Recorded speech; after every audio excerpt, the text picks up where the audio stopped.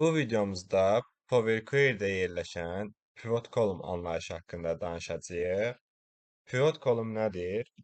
Cədvəlimizdə yerləşən sətirləri sütunlara çevirir. Əvvəlcə datamıza nəzər yetirək. Bizdə məhsul, ay və satış məlumatları görünür.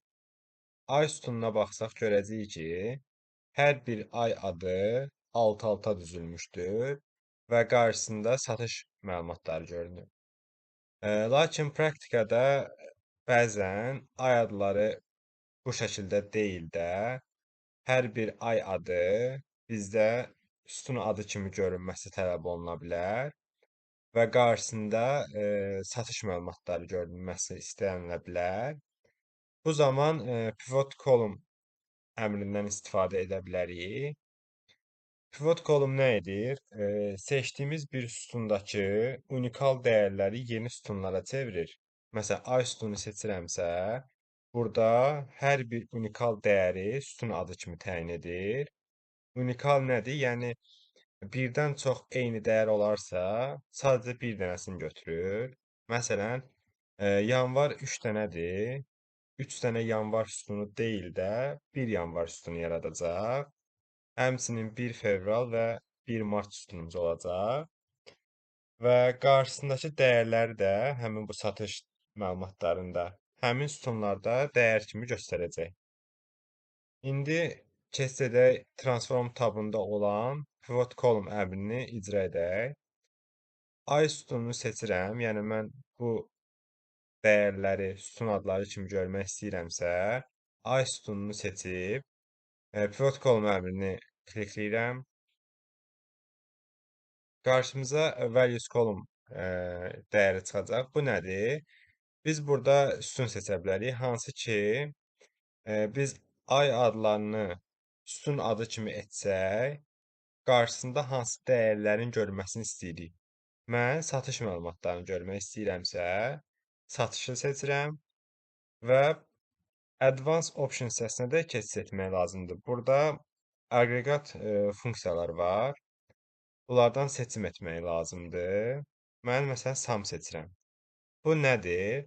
Məsələn, yanvar ayında bizdə bir telefon var və 2 laptop var.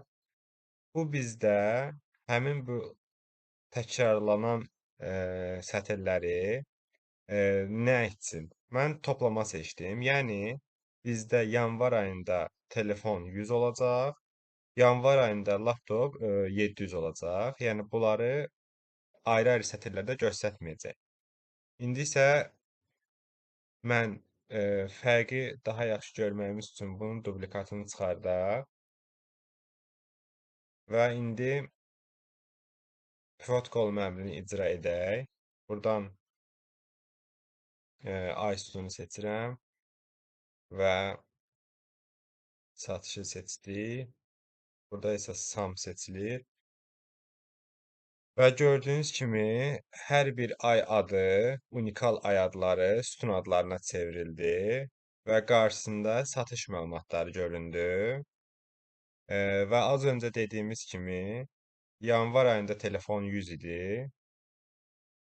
Yanvar ayında telefon 100 idi və laptopda 300 və 400-cü cəmi kimi bu hissədə yazıldı. Yəni sum bu işi icra edir. Biz istəsək o hissədə sumdan əlavə başqa funksiyalardan da istifadə edə bilərik. Minimum, maksimum, ortalama və heç bir şey etməsin və count edə bilərik saylarını.